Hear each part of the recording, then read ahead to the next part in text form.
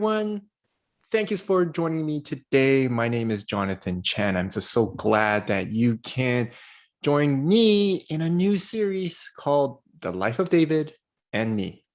But before we begin this new series, let me just show you a video clip because why? That's what we customarily do in the beginning of each sermon. So sit back, relax, and enjoy the clip, and we'll be right back. Sit down.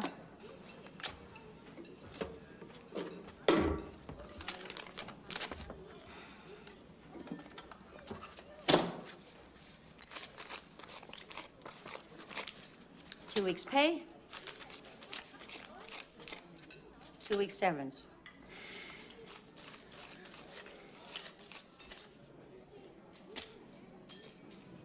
What's this? All-purpose loan. Now you got a lot of money, Lee. What you gonna do? I guess a better I tell you what to do. Take April on the town. Buy her nice clothes. Check into big hotel. Have lots of sex. Have food brought up to you in bed. Drink champagne and whiskey.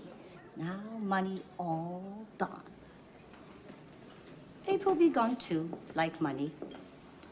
You come back to me. I put you back in kitchen, wash dishes to pay back loan. By that time, you're no longer young, you're no longer handsome, you're nothing but a Dish-Washa. That's one choice. There are others. Like what? They say education is good. I've heard that. Me, personally, I hope you go with April. I can always use a good Dish-Washa. Well, welcome back. Were there any moments in your life that you felt you were unqualified for the role that was given to you? Whether it be in your job, as a volunteer, in your family, or just merely being human. That you hear these voices telling you that you're a fraud, you're lying to yourself, and that you don't deserve the position you are in. For those who have experienced or are experiencing this, what were some of the consequences or results of giving into these voices, these lies? Was it missed opportunities? Was it damaged relationships? Were there any jealousy, distrust, the need for affirmation from your loved ones, pressure to please people? And for those Christians out there who are watching or listening to this, when we succumb to what these things call our inferiority lies, what were the consequences? What were the consequences for us Christians who believe in Jesus and want to follow Jesus Christ? Are these inferiority lies, when we succumb to these inferiority lies, do we disobey God, distrust God, or failure to answer his call? See, as we begin our series on the life of David, we need to start with his predecessor. His name is Saul. Why? Because something happened with Saul that led to the appointment of David. See, what happened to Saul that led God to appoint David even while Saul was still Israel's king? What happened to him that led God and Samuel with this response in verse 1 of chapter 16? Now the Lord said to Samuel, "You have mourned long enough for Saul. I have rejected him as king of Israel. So fill your flask with olive oil and go to Bethlehem. Find a man named Jesse who lives there, for I have selected one of his sons to be my king." You have mourned long enough for Saul, Samuel. What led to Samuel in such distress and depression and in a life of mourning for so long? What did Saul do? Well, I want to offer you my argument for today. David's story existed because Saul allowed the inferiority lie to get the best of him. Instead of seeing who God made him to be and trusting God, Saul believed in the inferiority lie, believing that he was inadequate, he believed that he was irrelevant and insignificant, and what's worse, he believed that he was inferior. Let's begin with Saul's story so that we understand why David's story even began with two interesting bookends that the writer purposely placed to tell us that Saul's story played a very important role in David's beginnings. And here they are. The first bookend, begins in the beginning in chapter 9, verse 21. It goes like this. Saul replied, "But I'm only from the tribe of Benjamin, the smallest tribe in Israel, and my family is the least important of all the families of that tribe. Why are you talking like this to me, Samuel?" Now let's blast over to the next bookend, the end of this entire section, in verse 11, chapter 16. Then Samuel asked, "Are these all the sons you have?" "There is still the youngest, the smallest," Jesse replied. "But he's out in the fields watching the sheep and goats." "Send for him at once," Samuel said. "We will not sit down to eat until he arrives." Smallest, youngest. Did you catch those two words in those two bookends? Smallest and youngest. See, the same Hebrew word was used for these two words, and this word is katan, which means not only youngest and smallest in terms of age and physique, but also insignificant, unimportant, irrelevant, and inferior. So katan encompasses not just the physical and the age aspects of being small and young, but also insignificant, unimportant, irrelevant, and inferior.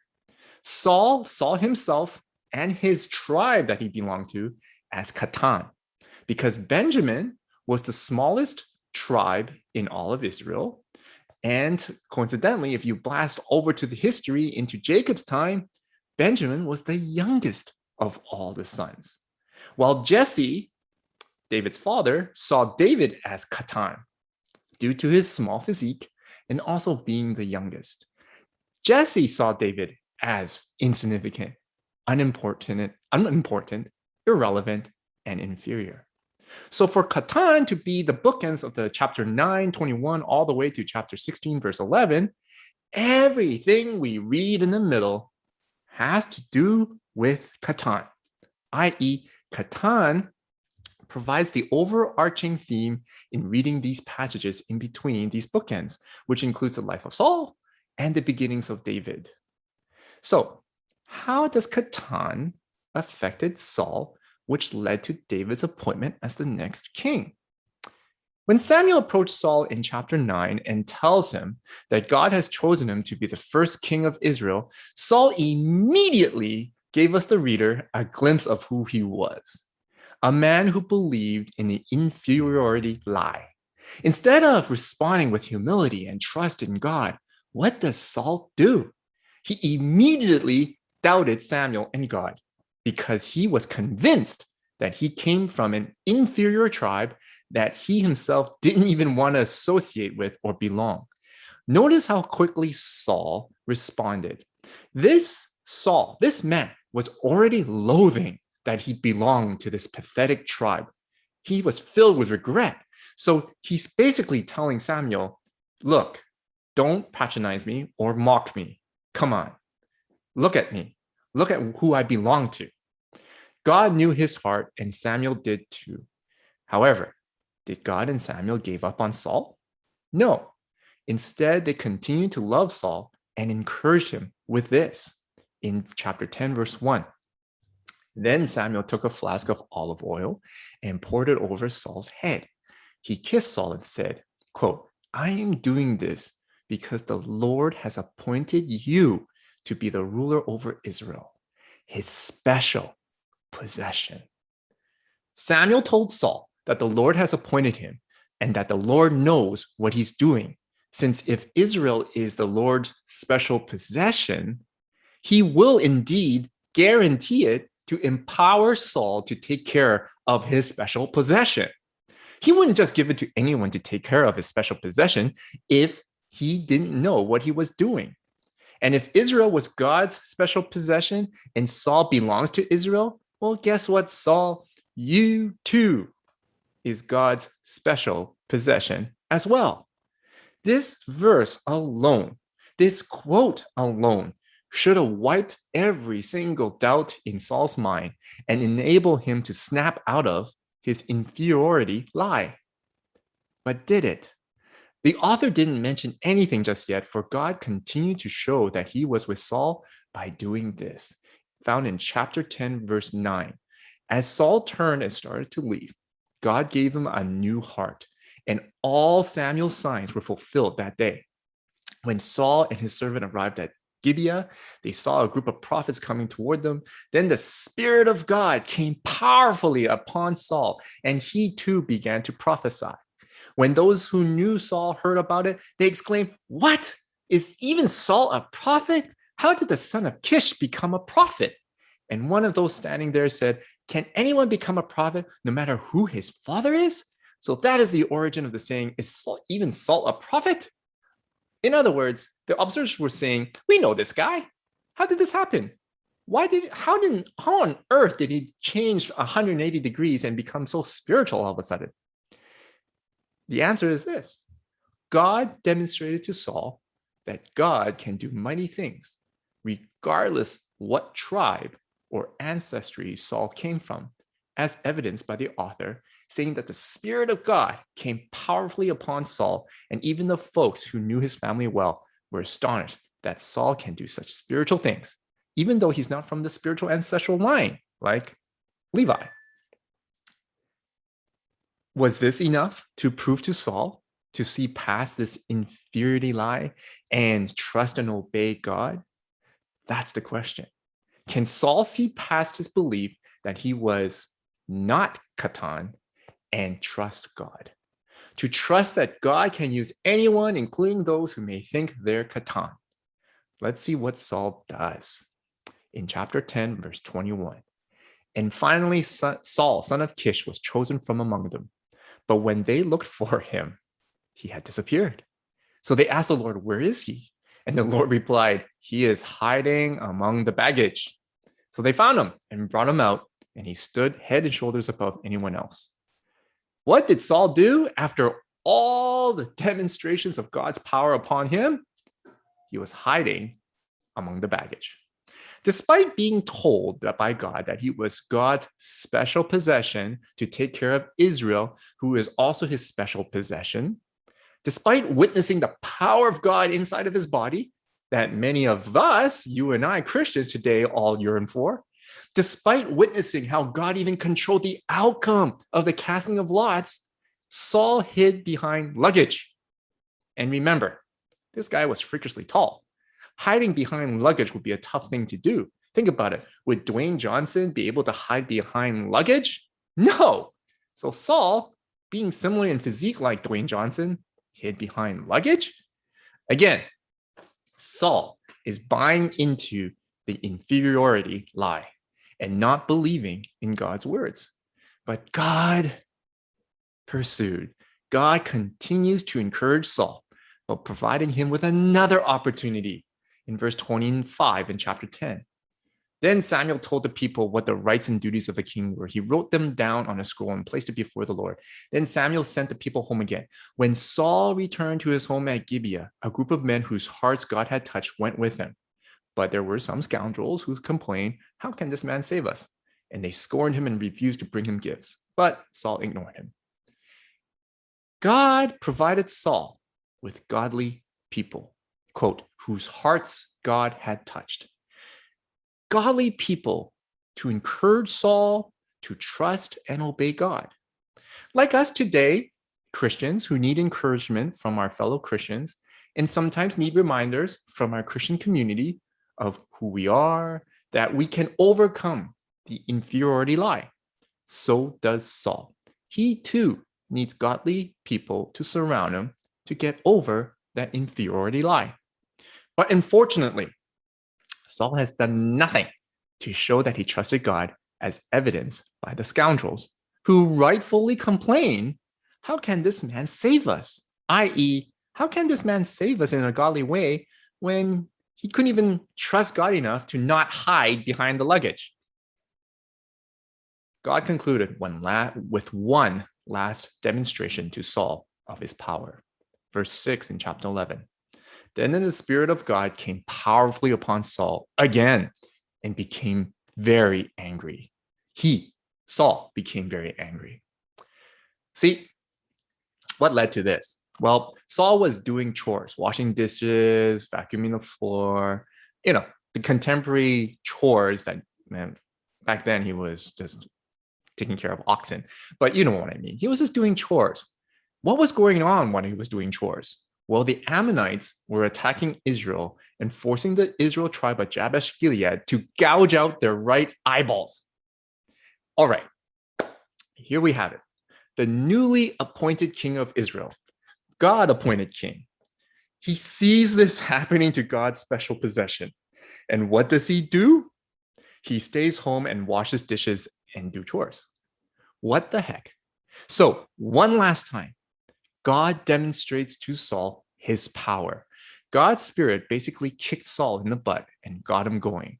Saul was so entrenched with his inferiority lie that he didn't even bother to do anything about what was going on around him. He didn't take up his role, nor was he even motivated to do so. The scoundrels were right. How can this man possibly save us? Because he ain't done nothing but care about himself and shirking his responsibilities. So God, one last time, proved to Saul that he will be with him as long as Saul trusts and obeys God. Did he after this? Well, before the author responds to that question, the author needs to remind us of God's covenant that has always been around since Genesis, and that's reiterated in chapter 12. Now, if you fear and worship the Lord and listen to his voice, and if you do not rebel against the Lord's commands, then both you and your king will show that you recognize the Lord as your God.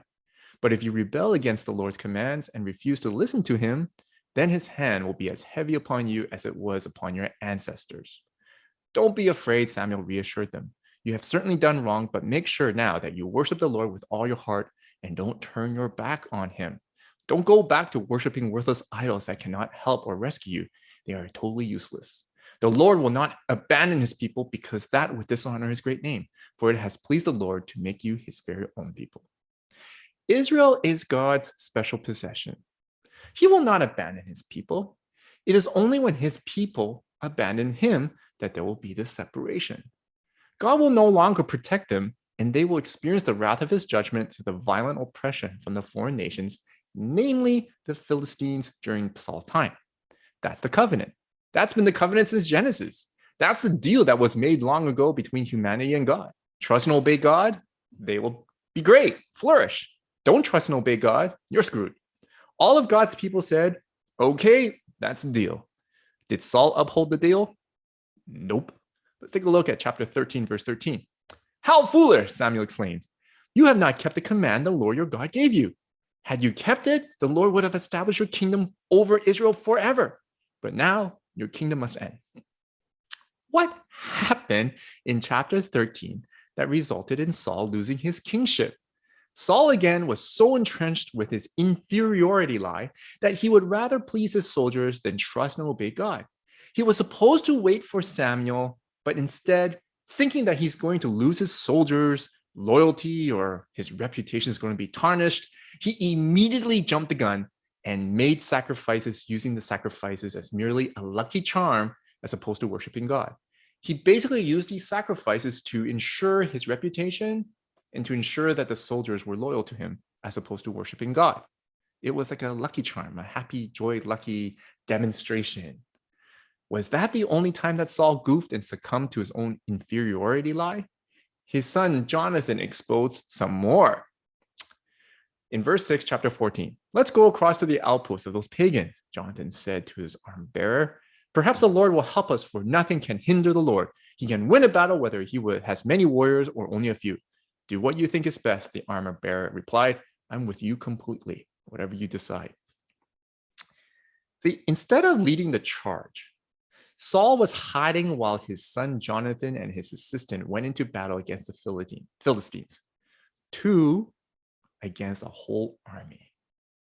Where's Saul in all this? Asleep and hiding. Was that all? Was that the second time and only time that Saul screwed up? Nope. Chapter 14, verse 42. Then Saul said, now cast lots again and choose between me and Jonathan. And Jonathan was shown to be the guilty one. Tell me what you have done. Saul demanded of Jonathan, I tasted a little honey. Jonathan admitted. It was only a little bit on the end of my stick. Does that deserve death? Yes, Jonathan, Saul said. You must die. May God strike me and even kill me if you do not die for this. But the people broke in and said to Saul, dude, Jonathan has won this great victory for Israel. Should he die? Far from him. As surely as the Lord lives, not one hair on his head will be touched, for God helped him to do a great deed today. So the people rescued Jonathan, and he was not put to death. Okay, some context here. What happened that led to this?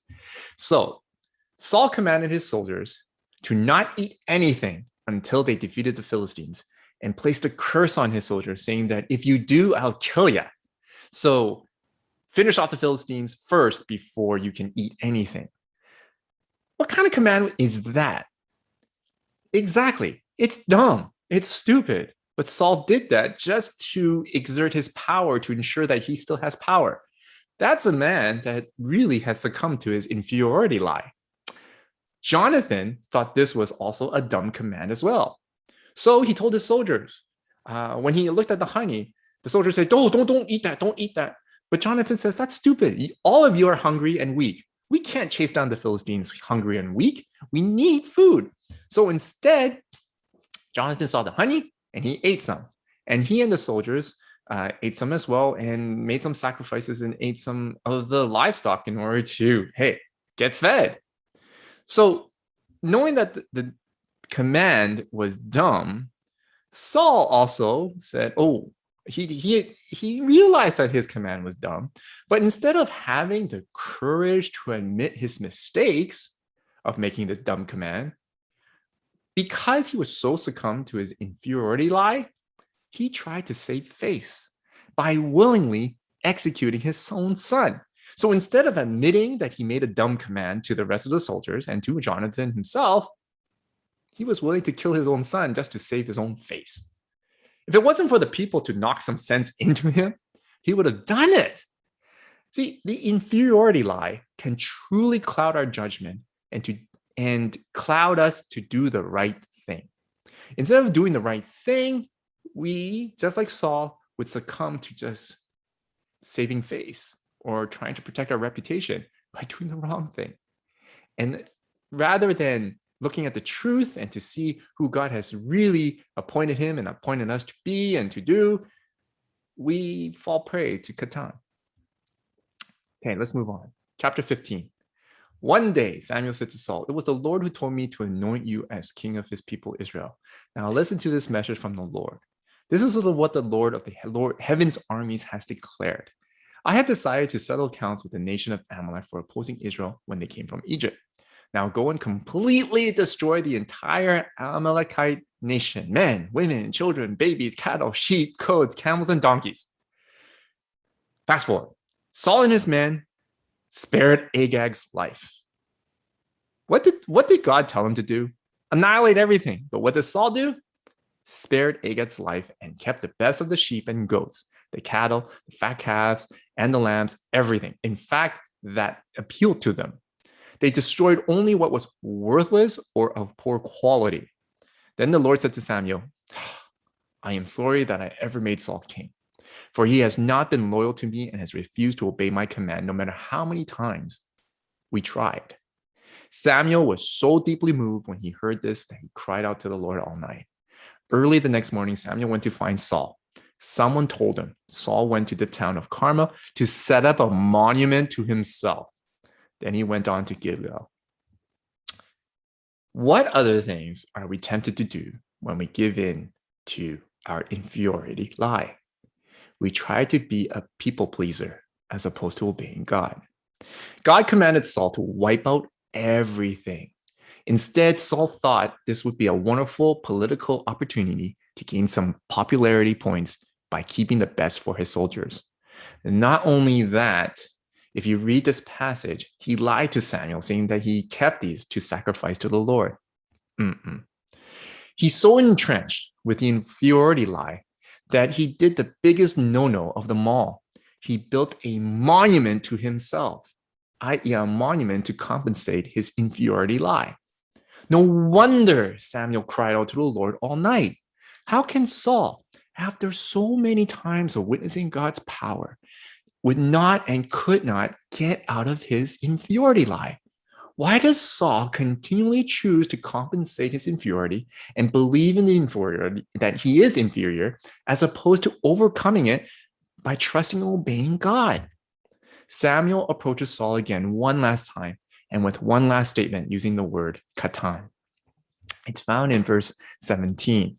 Samuel told him, although you may think little of yourself, katan, although you may think that you are inferior, are you not the leader of the tribes of Israel?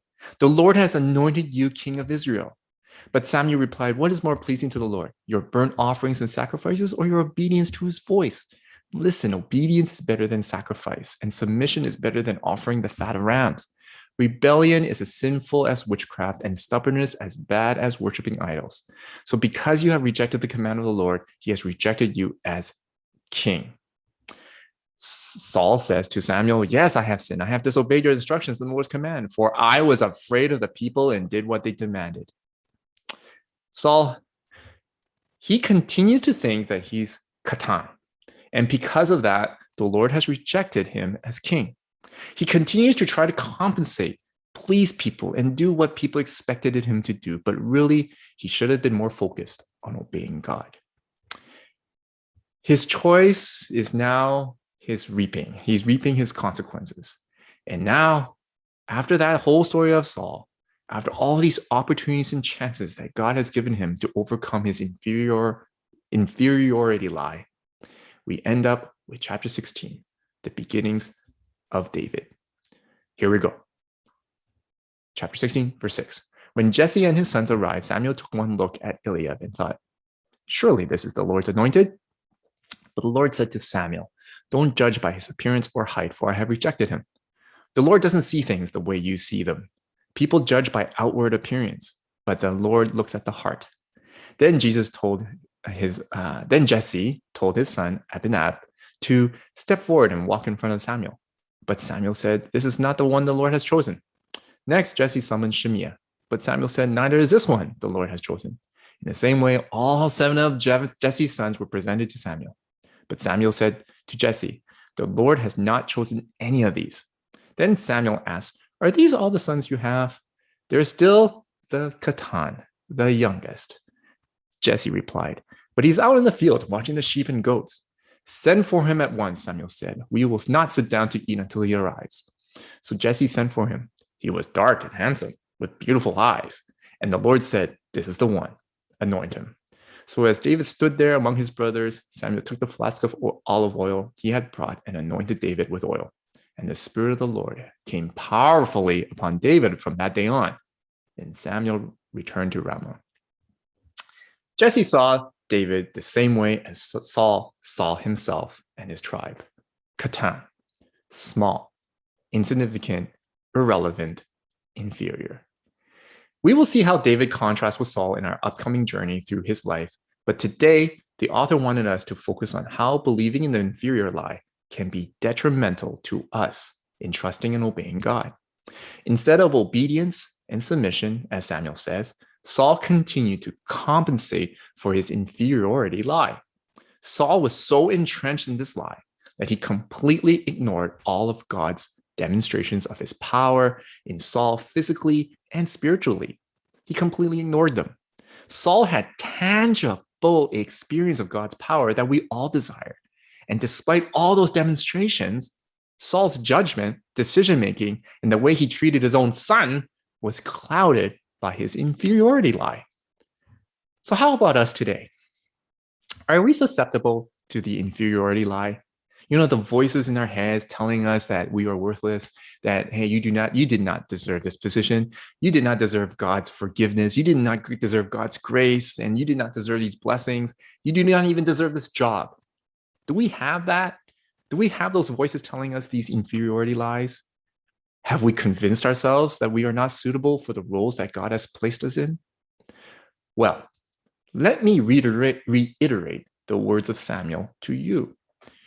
You are God's special possession. He has placed you in this time and space for a purpose, and he makes no mistakes. And also, he wastes nothing. And if you allow him, he will demonstrate his power in you through the power of his Spirit, as long as you trust and obey him. Surround yourself with godly people. Allow God to surround you with godly people. Don't hide away or ignore them. Receive them and welcome them into your lives so that you can defeat the lie of inferiority. For God loves you. And again, he sees you as his special possession. He will never let you go unless you let him go. Amen.